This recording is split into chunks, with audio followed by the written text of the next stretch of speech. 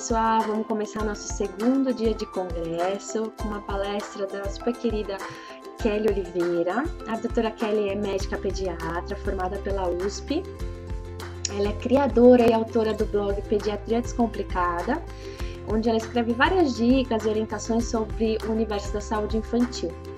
Ela é defensora do atendimento humanizado, da amamentação e ela é entusiasta no método Baby Led Weaning. É uma grande parceira minha. É especialista em amamentação pelo International Breastfeeding Center, localizado em Toronto, no Canadá, e cursa residência médica em alergia e imunologia na Unifesp. Hoje ela atua no Albert Einstein, Hospital de São Paulo, em parceria com o SUS, e atende também em consultório em São Paulo. O Facebook dela é facebook.com/pediatria descomplicada, para quem quiser acompanhar o trabalho dela, tá legal? Hoje ela vai falar sobre a alimentação láctea nos 2 primeiros anos de vida. Fica um presente aí com a demanda enorme de pessoas no último Conalco que queriam saber como ficava a alimentação láctea do bebê amamentado, não amamentado, em aleitamento misto, como que fica toda essa situação diante de qualquer uma dessas situações aí, né? Espero que vocês gostem da palestra dela. A doutora Kelly tá com a gente depois para tirar dúvidas, tá bom? Um grande beijo. Tchau, tchau.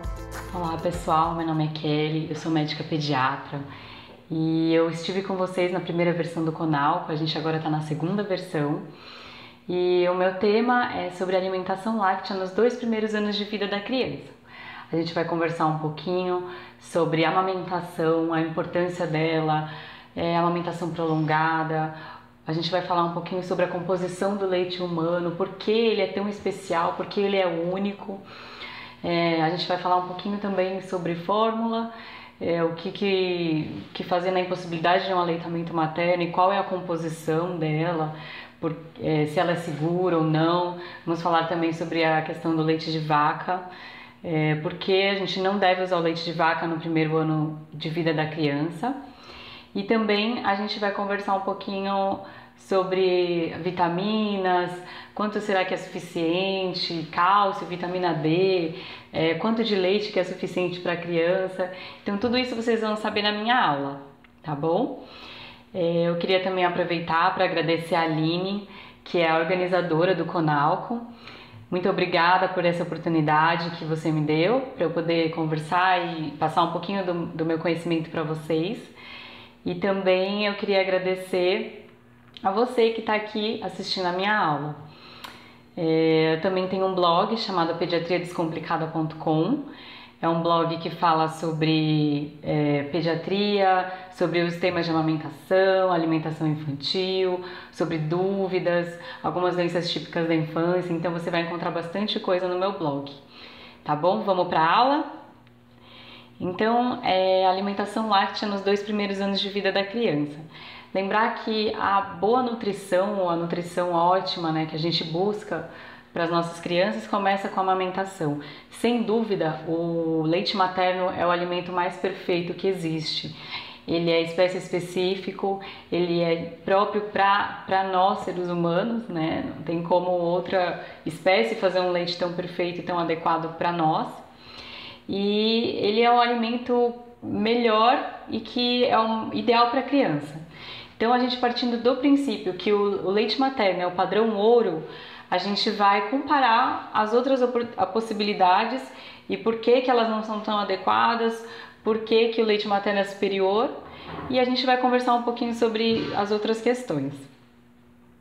Lembrar que a recomendação do aleitamento materno pela OMS, a Organização Mundial da Saúde, pela Unicef e pela Sociedade Brasileira de Pediatria, é que o aleitamento materno deve ser exclusivo até os 6 meses de idade, ou seja, somente leite materno, não precisa de outra coisa. E ele deve ser estimulado, ou seja, até 2 anos ou mais. Então, não tem aquela coisa, 6 meses parou de amamentar. Isso aí já caiu por terra há muito tempo. E aí, então, o leite materno ele deve ser estimulado para mais de 2 anos e não menos que isso. E é o principal alimento da criança até 1 ano de idade. Então, fiquem comigo, a gente vai conversar um pouquinho. Sobre o aleitamento materno no Brasil. Eu peguei uma pesquisa que é uma pesquisa que foi feita em todas as capitais brasileiras, o último levantamento de 2009, que foi feito sobre qual que é a prevalência de aleitamento materno, quantas crianças mamam no peito hoje. Essa pesquisa foi feita com 34 mil crianças e foi feito perguntas sobre quanto que a criança amamentou, como que foi. E dessa pesquisa encontraram que 67% mamaram na primeira hora de vida. Nós temos uma prevalência de 41% de aleitamento materno exclusivo para crianças até 6 meses. A média de aleitamento materno exclusivo é de 54 dias no Brasil e de 341 dias, que seria 11 meses mais ou menos, é a média de aleitamento materno no Brasil. Em menores de 4 meses, o aleitamento materno exclusivo em 99 era 35%. E a última pesquisa em 2008 foi encontrado 51%. Então isso quer dizer que teve realmente um aumento da amamentação no Brasil por conta dos programas de conscientização, até mesmo uma informação maior de qualidade. Então, graças a Deus, né, o nosso índice de amamentação está crescendo.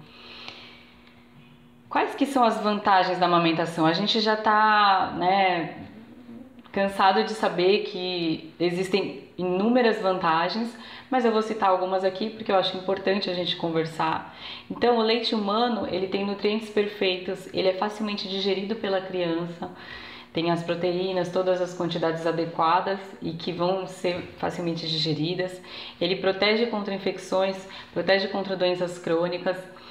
E algumas vantagens em relação à própria amamentação é que favorece o vínculo entre a mãe e o bebê, ajuda no desenvolvimento infantil da criança, ajuda a retardar uma nova gestação, quer dizer, essa proteção da mãe do método de lactação e amenorreia, ela não vai fazer com que a mãe ovule, então ela vai ficar mais tempo sem ter ciclos menstruais.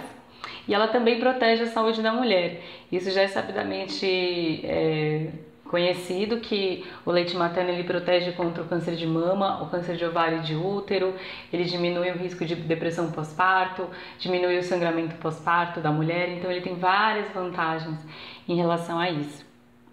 Em relação ao bebê, além de proteger contra doenças infecciosas como diarreia, infecções respiratórias e também doenças crônicas como obesidade, hipertensão, diabetes na criança, ele tem todas essas vantagens. Então, em relação um pouquinho aos benefícios do leite materno, lembrar que a OMS, que é a Organização Mundial da Saúde, ela estima que cada ano 1,5 milhão de mortes eles poderiam ser evitadas através da prática do aleitamento materno.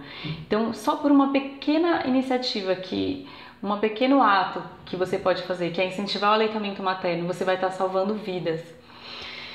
Lembrar que crianças em aleitamento materno exclusivo sofrem pelo menos 2,5 menos episódios de doenças do que as crianças que tomam substitutos do leite materno. Então elas ficam menos doentes e isso também acarreta menos custos para a saúde e também, lógico, uma saúde melhor para a criança. Uma criança que tem um risco de 25 vezes maior de morrer por diarreia durante os primeiros 6 meses de vida se ela não é amamentada no peito. Isso tem relação até com a própria proteção que o leite materno confere e também o uso da fórmula, que às vezes a água é contaminada, tem muitos outros riscos relacionados à fórmula pelo próprio preparo, que também pode aumentar esse risco de infecção. E as crianças maiores que 1 ano, as que não são amamentadas, elas têm um risco 3 vezes maior de morrer por uma infecção respiratória do que as que são amamentadas exclusivamente. Então, o risco é muito maior para a criança que não mama no peito, ela não está tão protegida contra doenças. Aqui é um estudo que foi feito em Pelotas, aqui mesmo no Brasil, que viu a prevalência de diarreia em menores de 1 ano e segundo tipo de alimentação. Então, se a criança estava em aleitamento materno exclusivo, como você vê aqui no gráfico, a chance da criança ter diarreia era muito menor e isso foi aumentando conforme o uso de leite artificial, se era aleitamento materno mais algum leite ou se era um aleitamento materno mais suplemento. Então, aqui claramente mostra como tem um maior risco para as crianças que não estão amamentadas no peito. Nessa mesma pesquisa também feita pelo mesmo autor, ele fala sobre o risco de pneumonia entre 8 dias, né, de vida desde o nascimento até 12 meses, segundo o tipo de alimentação. E aqui a gente também vê que o uso de leite de vaca de fórmula aumenta o risco de pneumonia na criança. Lembrar que o aleitamento materno exclusivo em maior de 4 meses, você vai ter metade de episódios de otite média, então você vai ter menos infecções de ouvido em relação às crianças que não mamam no peito. Além disso, o custo econômico, a gente está falando assim em nível nacional, por que esse custo econômico das fórmulas mamadeira é maior? Então, a população de menor condição econômica, a gente pode pensar que o uso da fórmula pode ser até metade da renda da família. Então a gente está falando de um impacto social muito importante. Como falei para vocês, o método de lactação e amenorreia ele vai espaçar naturalmente a gravidez. E nos países em desenvolvimento, isso significa uma proteção de 30% a mais contra a gravidez em todos os programas de planejamento familiar. Então nenhum programa de planejamento familiar foi tão eficaz quanto a própria amamentação como método de lactação e a amenorreia para a mãe como proteção à gravidez.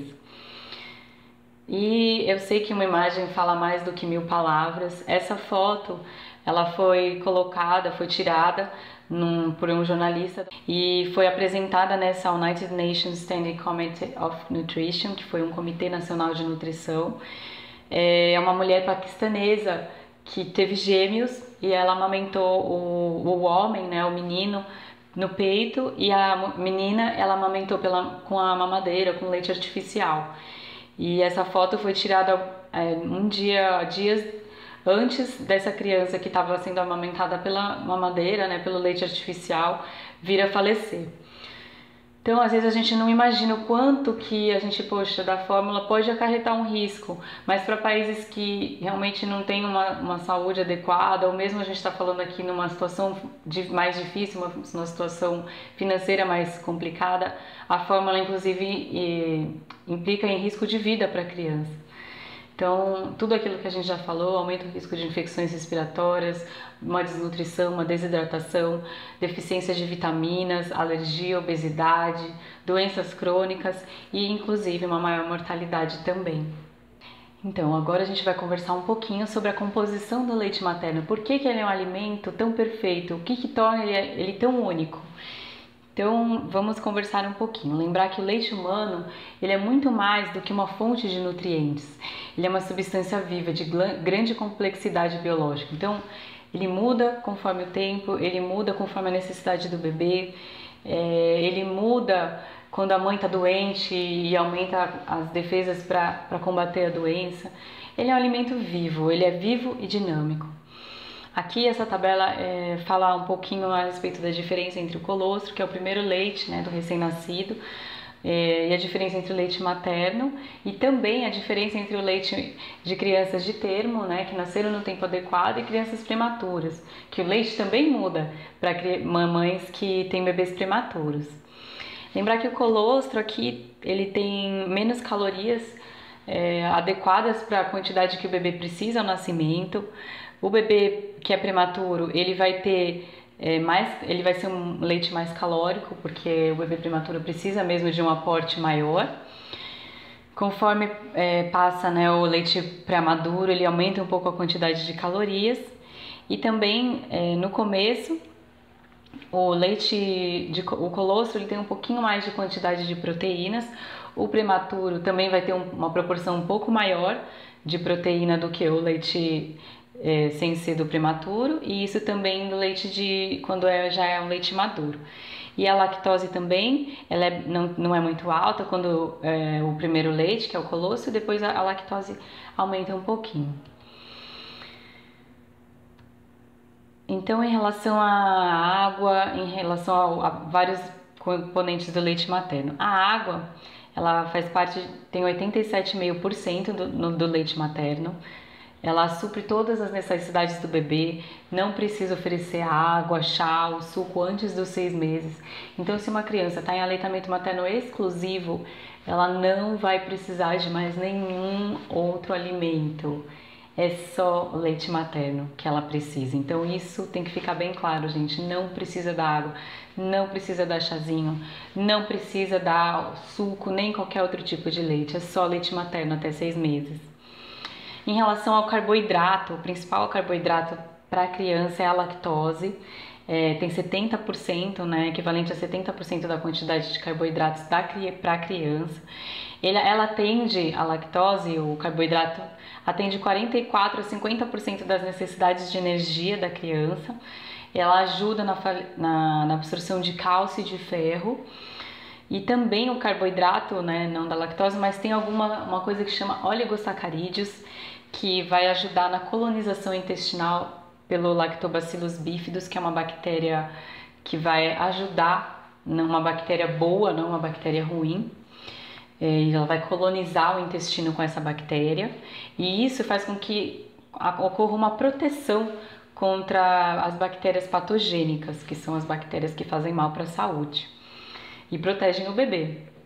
A proteína, lembrar que a proteína que o leite materno tem é uma proteína de qualidade, uma proteína extremamente refinada, extremamente adequada para a criança.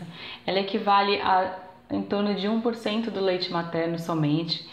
Tem uma excelente digestibilidade, uma absorção ótima.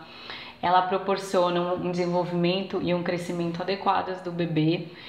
E a quantidade de proteína, lembrar que ela não é afetada pela dieta da mãe, ela permanece sempre constante. Existem os aminoácidos essenciais, que são mais de 200, que são encontrados no leite materno, isso, os que a gente ainda não descobriu. Também tem nucleotídeos, tem uma proteína que chama lactoferrina, que também vai ajudar na absorção de ferro e proteger contra doenças. A lisozima e as imunoglobulinas, que tem uma quantidade maior no colostro, que é quando o bebê precisa de uma maior proteção.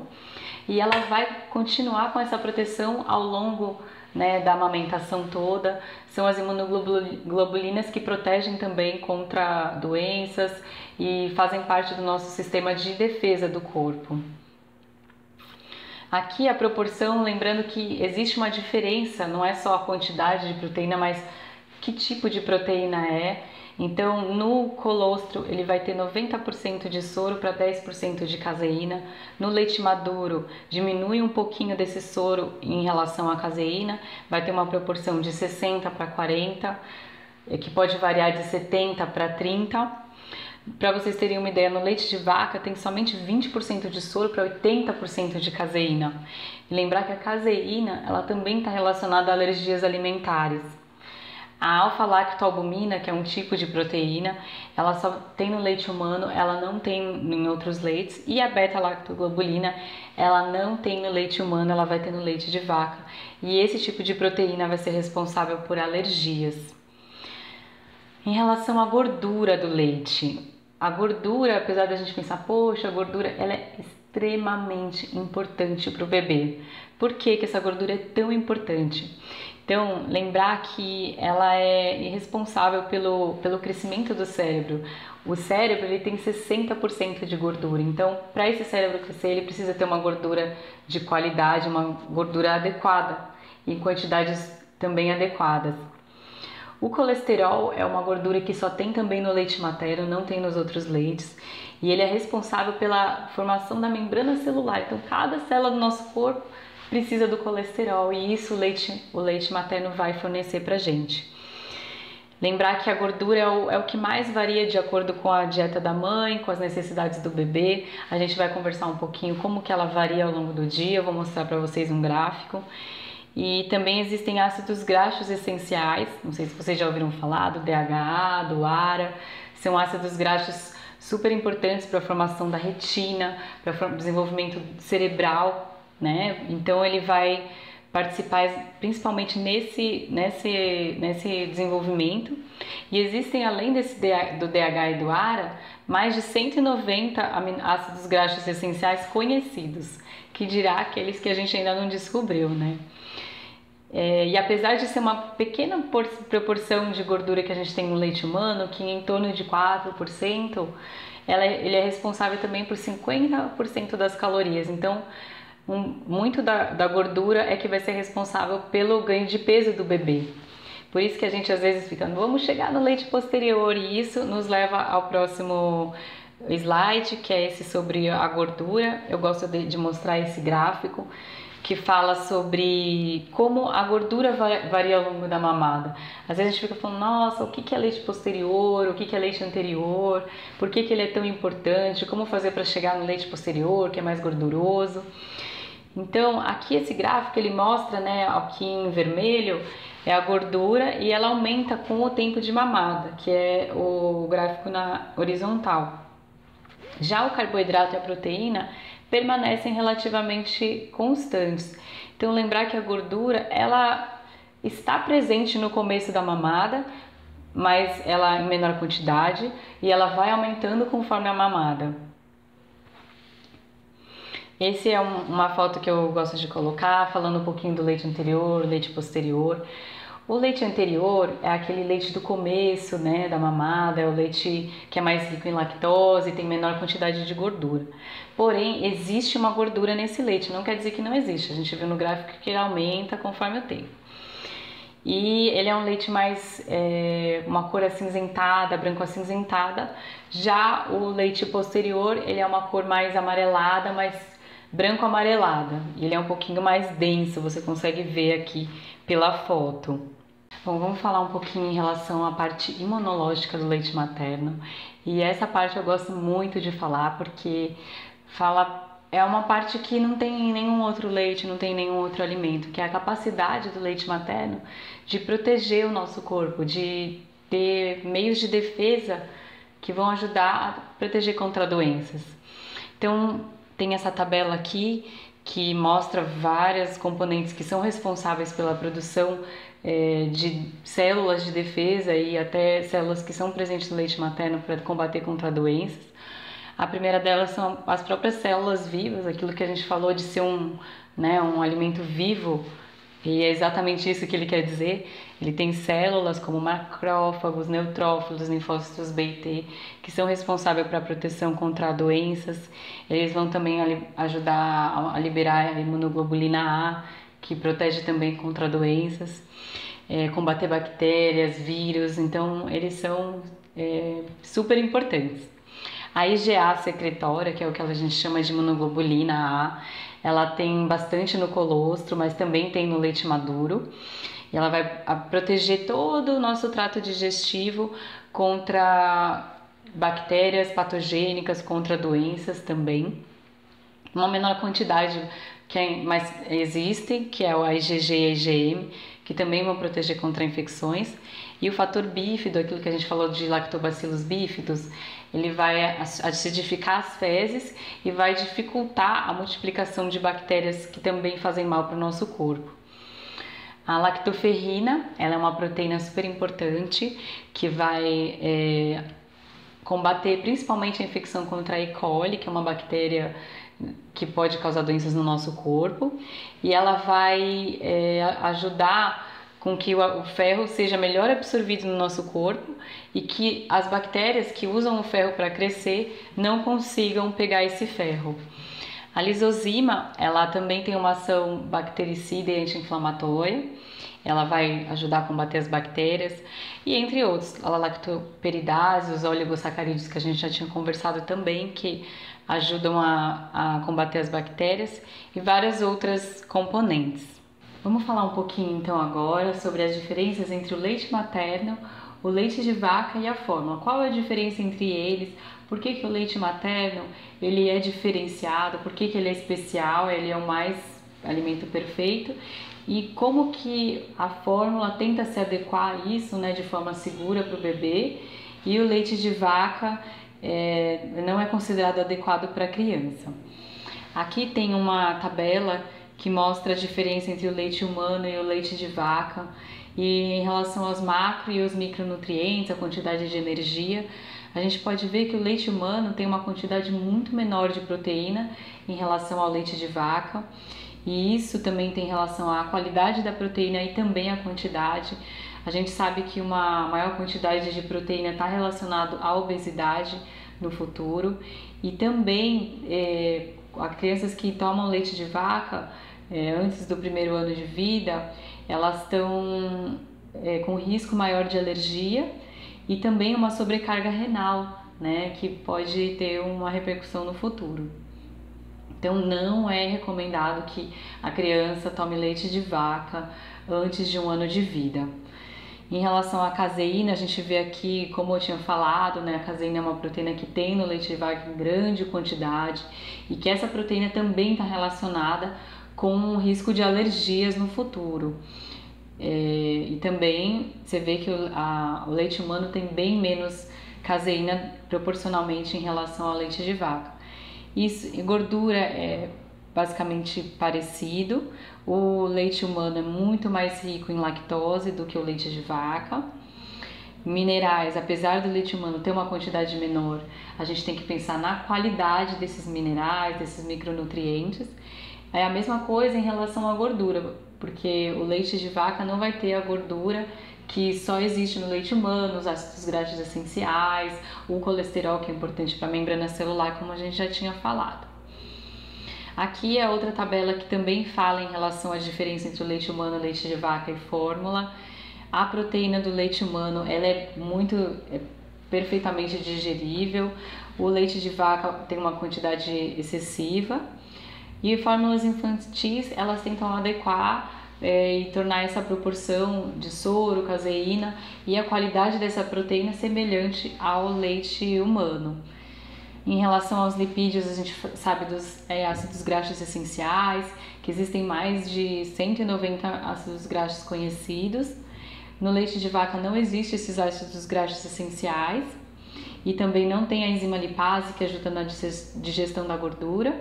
E as fórmulas infantis, elas são adicionadas esses ácidos graxos, não na mesma quantidade do leite materno, claro, mas eles são adicionados o DH e o ARO em algumas fórmulas. Em minerais, o leite humano tem a quantidade correta, no leite de vaca não tem, inclusive alguns deficientes, outros em quantidade excessiva. E o leite, a fórmula infantil, ela tenta se adequar ao leite humano. A mesma coisa em relação ao ferro e zinco, o leite humano tem pouca quantidade, mas a absorção, né, a biodisponibilidade, que a gente fala desses nutrientes, é muito maior. No leite de vaca não vai ter e nas fórmulas infantis é adicionado. Vitaminas, o leite de vaca não tem vitaminas praticamente, tem várias deficiências, na fórmula infantil é adicionada.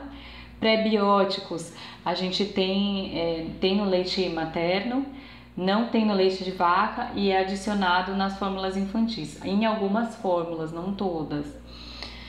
E os probióticos, que são alimentos vivos, né, no leite humano tem, na fórmula não tem aqui no Brasil, por conta de uma orientação, né, do próprio órgão que controla as fórmulas, por conta da temperatura do leite, a gente vai conversar direitinho, mas não existe probióticos no Brasil.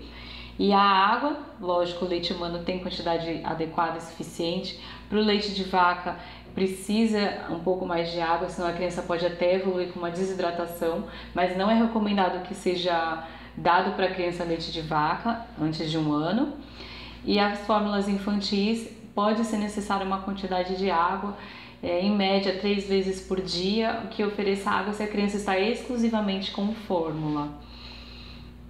Como a gente já conversou, então o leite de vaca, gente, não dê para o seu filho. Existem muitas opções, até mesmo em primeiro lugar o leite materno, vamos tentar sempre buscar o aleitamento materno, que é o ideal, que é o perfeito. E caso não tenha essa possibilidade, a criança já desmamou, existem fórmulas no mercado que se adequam ou tentam se adequar ao leite materno, mas não é para usar leite de vaca. Aqui fala de todas as dificuldades, todos os problemas que um leite de vaca precocemente pode acarretar para a criança. Uma sobrecarga de sódio, de potássio, de proteínas, uma osmolaridade alta, o risco de desidratação, não tem vitaminas adequadas, não tem ferro, a criança inclusive tem risco de desenvolver uma anemia por perda de sangue nas fezes mesmo. E também tem vários micronutrientes que não estão adequados, então não use o leite de vaca. As fórmulas infantis, então, conversando assim, na impossibilidade do leite materno, se a criança já está desmamada, tá? Que isso fique bem claro, a fórmula é uma alternativa. Então, aqui eu gosto de colocar esse Códex Alimentários, que é o órgão que é da Organização Mundial da Saúde que fiscaliza essas fórmulas. Então, a fórmula ela tem várias exigências por conta desse órgão que fiscaliza, que é o Códex, que todas as fórmulas no Brasil elas são fiscalizadas por esse órgão, para que torne a fórmula um alimento seguro para o bebê, né? E que ele tenha uma alta fiscalização para que ele seja adequado. As marcas que a gente tem aqui no mercado brasileiro são essas que tá no slide, enfim. E uma coisa que também a gente fala, poxa, qual fórmula é melhor? Ah, essa é melhor, ah, não, essa é melhor por causa disso. Então, assim, as fórmulas, elas vão sempre falar, ah, não, eu sou a melhor por causa disso, disso, disso, e a outra vai dizer que não. Mas o que acontece é, dentro do Códex, todas as fórmulas, se elas estão no mercado, é porque elas são seguras para o bebê. As diferenças entre elas é pouca e dentro do que é aceitável pelo Códex. Então, assim, por mais que às vezes haja uma propaganda e a fórmula fala que é uma que é melhor que a outra, dentro do Códex todas estão dentro de uma adequação, elas estão dentro daquilo que elas precisam exigir em termos de quantidade de ferro, de vitaminas, proporção de proteína, carboidrato, gordura. Então, em relação à diferença entre elas é mínima. E até os 6 meses é aquela fórmula de partida, né, que a gente chama, a inicial. Depois dos 6 meses começa a fórmula de segmento, que são a parte 2, enfim. Mas são as fórmulas que são adequadas a partir de 6 meses. Tem uma pequena diferença entre elas, em termos de proporção de vitaminas, gordura, caloria, mas elas estão de acordo com o crescimento da criança, as necessidades da criança de acordo com a idade. Então, mas que órgão que fiscaliza? Agora a gente teve um grande ganho que foi a aprovação pela presidente da norma brasileira de comercialização de alimentos, a NBCAL. Ela já existe e é uma norma que fiscaliza o comércio de alimentos como mamadeiras, bicos, chupetas e fórmulas. E esse órgão, ele diz, por exemplo, que você não pode fazer propaganda de fórmula infantil em hospital, que você não pode dar amostras de fórmula infantil para mãe, que a lata, por exemplo, não pode ter nenhum bebê bonitinho, que fala, nossa, que bebê saudável que mama a fórmula. Não. Então, tudo isso eles fiscalizam, a forma como que deve estar escrito, que não pode ter promoção desse tipo de alimento. E em relação também a bico, mamadeira, quer dizer, não pode ter promoção, ou o formato que tá a mamadeira não pode estar daquele jeito, porque pode ser uma coisa que vai prejudicar a amamentação. Então, na verdade, o órgão da NBCAL, ele é um órgão que protege a amamentação, então ele é feito para isso, né? As pessoas vão falar, não, você está dando promoção de fórmula, isso é errado, aí vai ter multa, né, nos supermercados, que seja nas farmácias. Então, e felizmente o Brasil, ele é um dos países que está no nível de qualidade 1, que a gente fala, o nível de qualidade que realmente as fórmulas todas estão cumprindo esse código. Então, porque tem muitos países que não existe um não cumprimento dessas normas e ainda falta uma fiscalização. Aqui no Brasil, a fiscalização é muito bem feita e tem cumprido as exigências do Códex.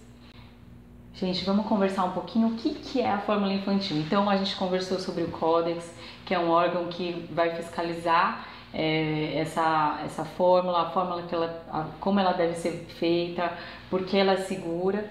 A NBCAL, que é um órgão que fiscaliza a comercialização, ou seja, o marketing em cima disso, e por que a gente não pode ter esse marketing tão grande de fórmula, dar amostra, ter cartazes grandes, tudo isso é proibido e a NBCAL fiscaliza isso.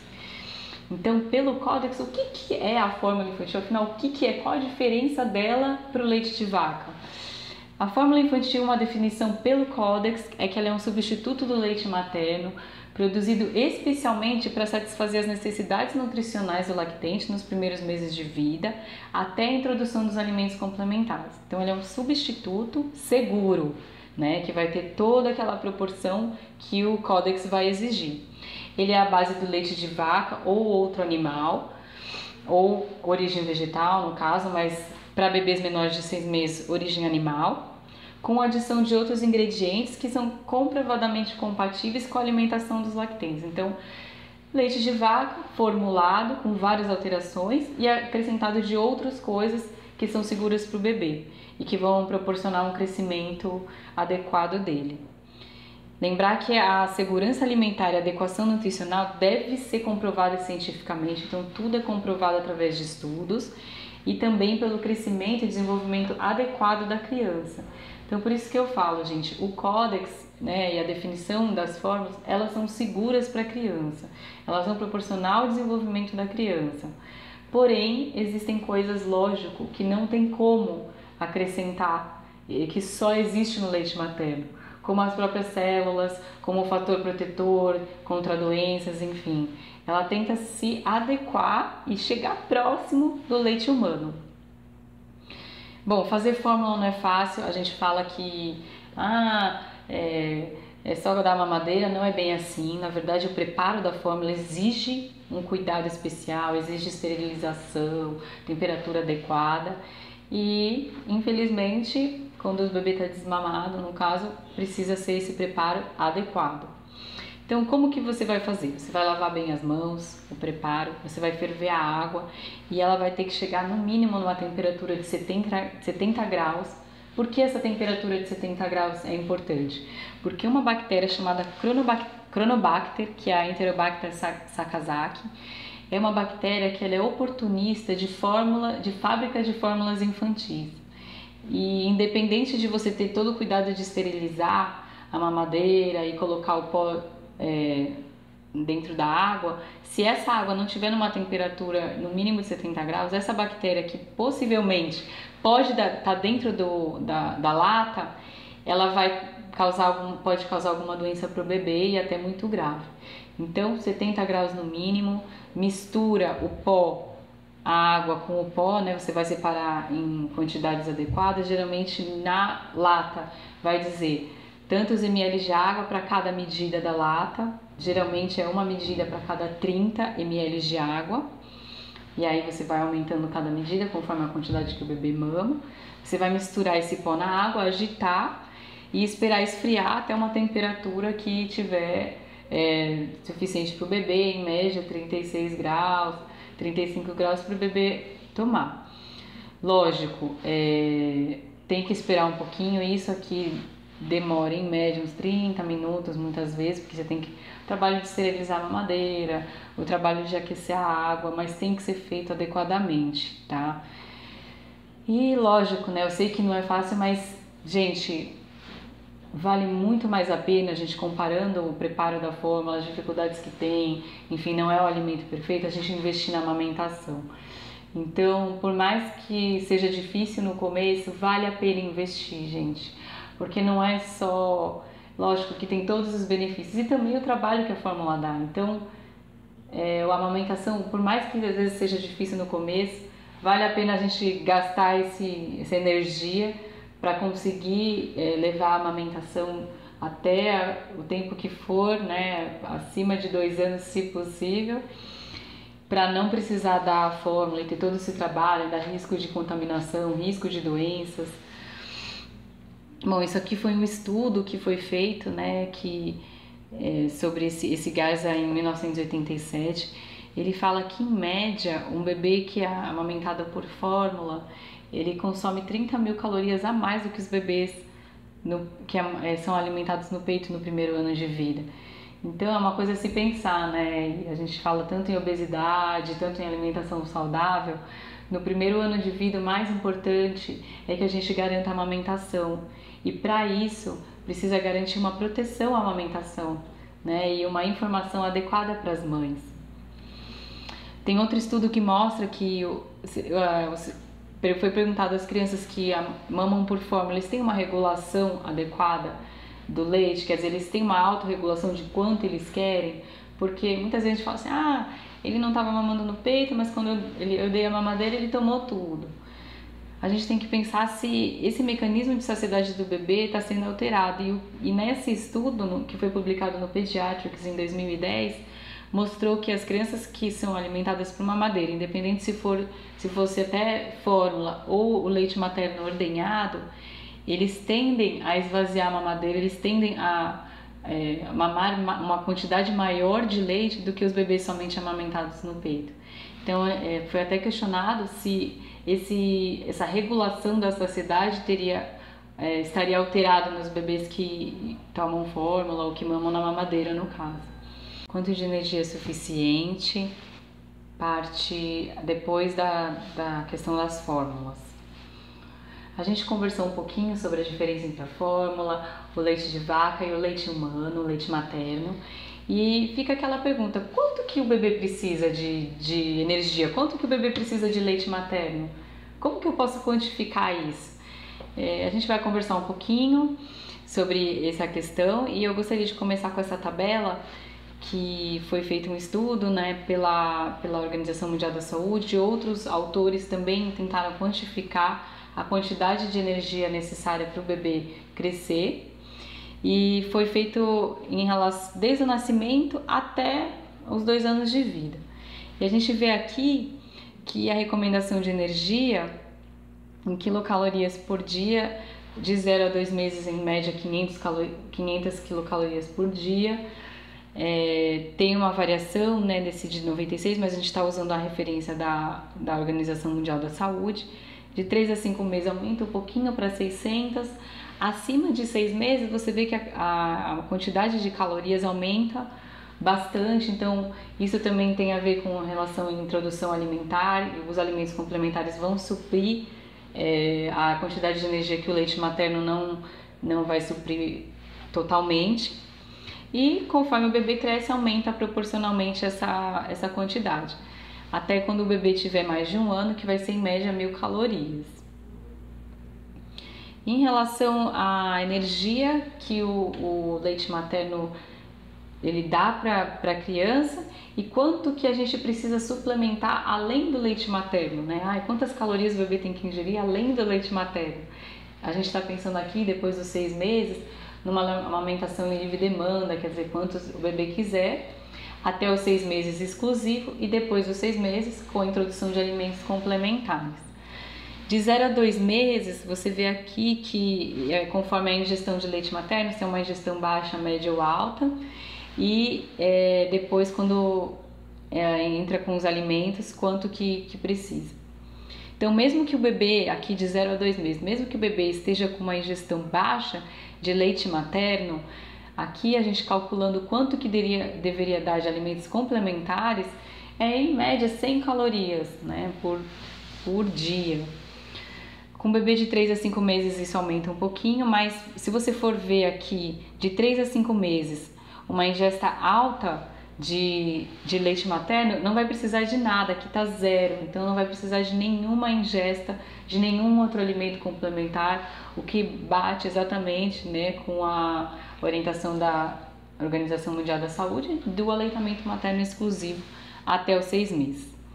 A partir de 6 meses você tem um aumento dessa necessidade de outros alimentos e a quantidade de energia, e aqui você vê que quanto mais o bebê mama, menos calorias ele precisa. Então, se o bebê continua mamando bastante, vamos pensar numa alimentação em livre demanda, de 6 a 8 meses o bebê vai precisar somente de 73 calorias por dia. Então, é muito pouco, né? Então, a gente fala assim, poxa, meu bebê não tá comendo nada, eu tô preocupada, ele tá só no peito, será que é suficiente? Esse gráfico mostra que sim, mostra que se ele estiver mamando bem, mamando bastante no peito, a quantidade que ele vai precisar realmente é pequena. E mesmo que seja média, não vai ser uma quantidade tão grande, né? Conforme o bebê cresce, essa quantidade aumenta, mas lá para 9 meses, 10 meses, o bebê já está comendo bem, né? Já está com 3 refeições em média por dia. Então, a necessidade do leite materno continua grande, porém ele tem outros alimentos também para complementar essa alimentação. Por isso que a alimentação é chamada de alimentação complementar. E no primeiro ano de vida, o leite materno é o principal alimento do bebê. Aí a gente pensa assim, nossa, será que precisa de muita energia? Então, esse gráfico aqui também é da OMS, né, da Organização Mundial da Saúde, e ele mostra bem certinho, e eu acho que é legal, de uma forma bem visual, ele mostra quanto que o bebê que tem aquele gap que ele fala, quanto de energia falta de outros alimentos. E uma coisa interessante é que o leite materno, a quantidade de energia que o leite materno oferece permanece praticamente constante nesse gráfico. Ela não diminui a quantidade de energia. Então aquela história de tipo, leite materno não dá mais nada, não tem nenhuma caloria, ele vira água. Isso aí é mentira. Na verdade, o leite materno continua oferecendo a mesma quantidade de energia até 2 anos, inclusive aqui você tem uma queda mais um pouquinho só, é praticamente constante, em média 400 calorias por dia, mas a quantidade de energia que o bebê precisa a mais é que aumenta e não a quantidade de caloria do leite materno diminui. Então esse gráfico eu acho bem legal por causa dessa comparação. A energia que o leite materno fornece é praticamente a mesma, o que aumenta é a quantidade que o bebê precisa. E aqui é também relacionada à quantidade em relação a tipos de proteína, energia, ferro, vitamina A quantidade que o leite fornece, né, em azul claro, e em azul escuro ele está mostrando a quantidade de leite, de energia ou de outros complementos, né, que o leite materno vai precisar a mais, que ele não está fornecendo. Então você vê que a energia, isso para bebês maiores de 1 ano, tá? Você vê que ele fornece em torno, né, a energia em torno de 40% aqui. A proteína vai em torno de 60% mais ou menos, a quantidade que ele vai oferecer. Ferro é muito baixo, por isso que a gente recomenda a suplementação de ferro para crianças que começam a introduzir os alimentos a partir dos 6 meses. E a vitamina A tem uma boa quantidade no leite materno e só tem um pouquinho que precisa ser suprido nos alimentos. E isso, com a própria alimentação complementar, o bebê já vai estar suprido desses nutrientes, né? Então, proteína, ferro e vitamina A. E também a energia, que são as calorias. Qual que é a recomendação da OMS, então, dentro dessa quantidade de energia que o bebê precisa, né? Além do leite materno, então a partir dos 6 meses vai ter a alimentação complementar que vai ajudar a suprir a quantidade de energia necessária para o bebê, sendo o principal alimento ainda o leite materno, até 1 ano de vida. Eles recomendam que esses alimentos complementares tenham uma densidade energética mínima de 0,7 calorias por grama. Seriam alimentos de uma densidade energética mais alta, né? Alimentos mais calóricos. Por isso, o suco de frutas ou vegetais e sopas acabam sendo desaconselhados, porque eles acabam sendo diluídos, têm uma densidade energética menor e são mais ralos. Então, você não deve usar suco como preferência, nem sopas. Lembrar que para a criança que amamenta no peito, são necessárias 3 refeições por dia, além do leite materno livre demanda. E para a criança já desmamada, uma média de 5 refeições diárias. Essa pirâmide alimentar vocês já conhecem da minha última aula do Conalco. Eu gosto de colocar ela porque ela dá uma ideia mais ou menos de quanto que a gente precisa do leite para alimentação. O primeiro degrau são os farináceos, os tubérculos, que são os legumes mais macentos, né, como batata, o inhame, a mandioca, e também arroz, o pão, o macarrão. Então tudo isso está no primeiro degrau, em maior quantidade, a criança precisa disso em maior quantidade. Depois as frutas, também no segundo degrau, e os vegetais e os legumes. No terceiro degrau, a proteína, que seria o peixe, a carne, o ovo, o frango, o leite e derivados e os grãos. E por último mesmo, aqui tá até os doces, mas eu falo assim, nem precisa disso, né, gente? Por favor, antes dos 2 anos nem pensar. E os óleos, né, vegetais, que é o azeite, a manteiga em menor quantidade, que isso vai ser uma quantidade bem pequena para o bebê, só o necessário para o preparo do alimento mesmo. Será que a gente precisa de mais, né? Quanto que a gente precisa do leite materno? Essa tabela mostra quanto de porção precisa de cada alimento, mas o leite materno de 6 a 11 meses é só ele, não precisa de outros leites ou derivados até 1 ano de vida. O leite materno é o principal alimento. Novamente vou reforçar isso bastante para vocês. E de 1 a 3 anos, 3 porções de leite e derivados, que isso vai ser até a vida adulta. Então, o leite materno até 1 ano de vida, ele supre todas as necessidades do leite derivado, 100%, não precisa acrescentar outra coisa.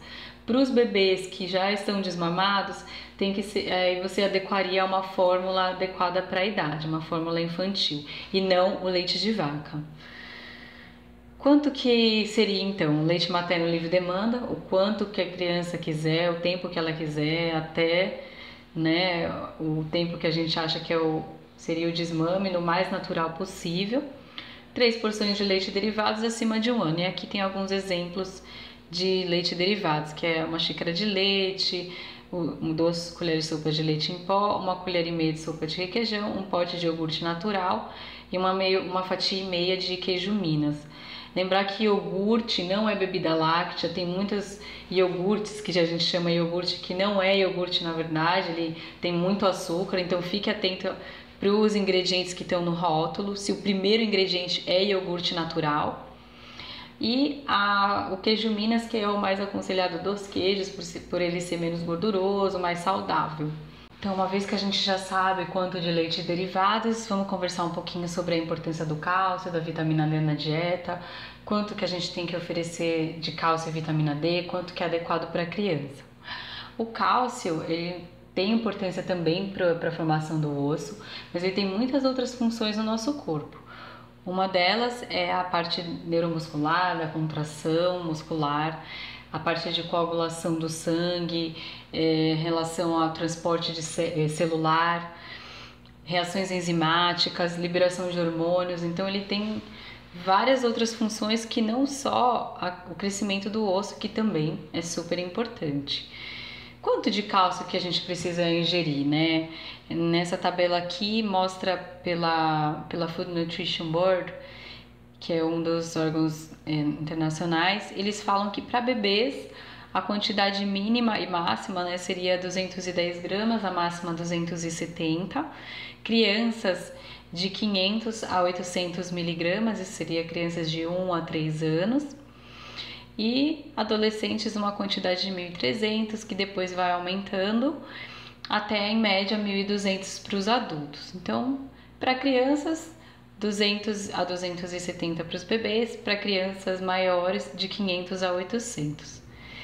E a vitamina D? Porque a gente não consegue falar do cálcio sem a vitamina D, né? Ela é super importante porque o cálcio sem a vitamina D, ele não consegue ter essa regulação no nosso corpo. E a vitamina D é que libera o cálcio, então ela tem tudo a ver com isso. Ela regula o metabolismo então do cálcio e do fósforo, e ela é responsável por manter os níveis de cálcio e de fósforo em quantidades adequadas.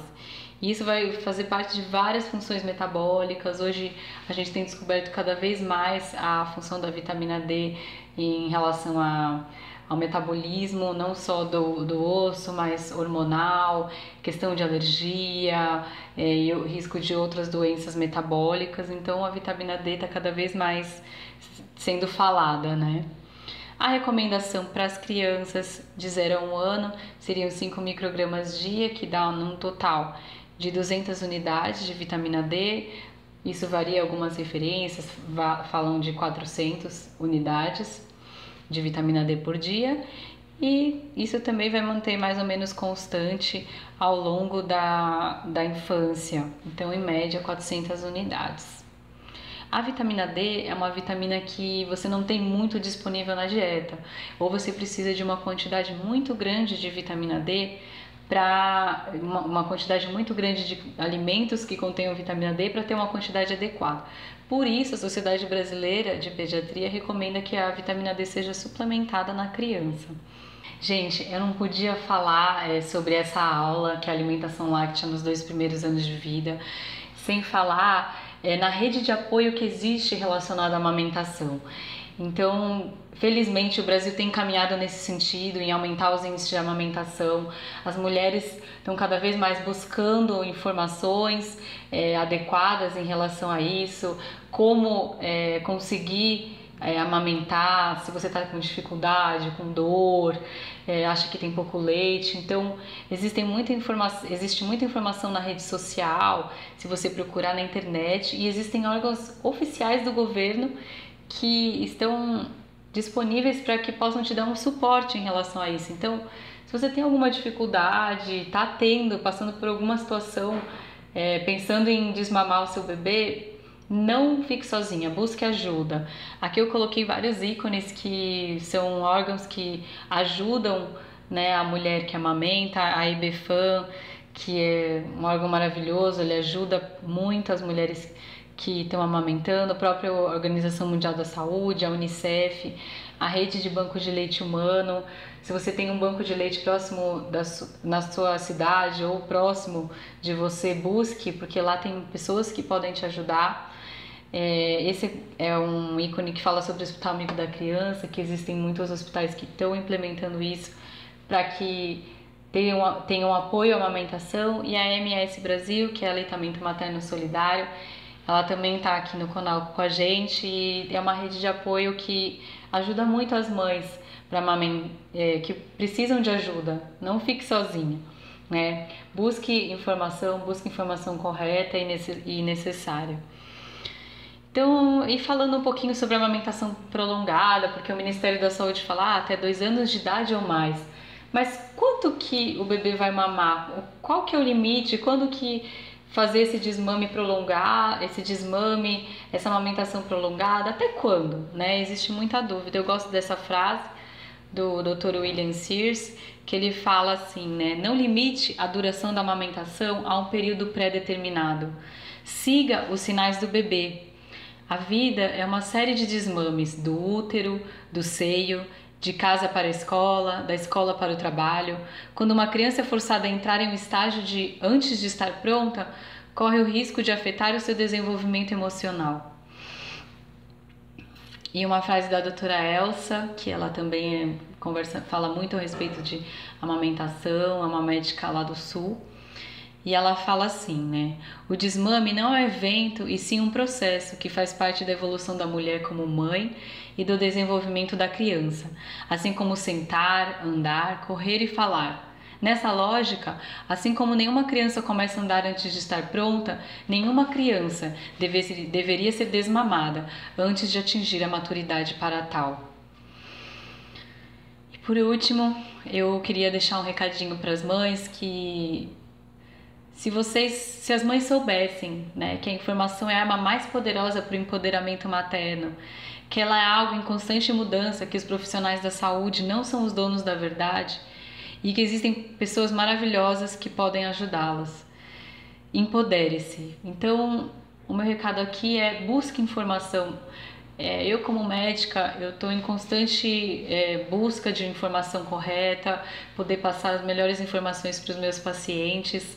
E o que eu quero é dar esse poder para as mães, que elas possam ter o melhor ambiente, a melhor informação para que elas tenham uma amamentação com sucesso. E falando em amamentação prolongada, não existe um limite. O limite é quando a mãe e o bebê decidirem, e isso vai acontecer naturalmente. Assim como andar, assim como falar. Essa é a minha mensagem. Eu quero agradecer muito a Aline, a oportunidade que ela me deu de participar dessa segunda versão do Conalco, e também agradecer a Karine Durães, que me ajudou com alguns artigos, algumas informações para eu conseguir fazer a minha aula, e colocar para vocês, eu tenho o meu blog, a pediatriadescomplicada.com, eu também estou no Facebook e no Instagram, e se vocês quiserem me acompanhar, lá sempre vai ter muita informação a respeito. Tá? Muito obrigada por todos vocês que assistiram a minha aula. Tchau!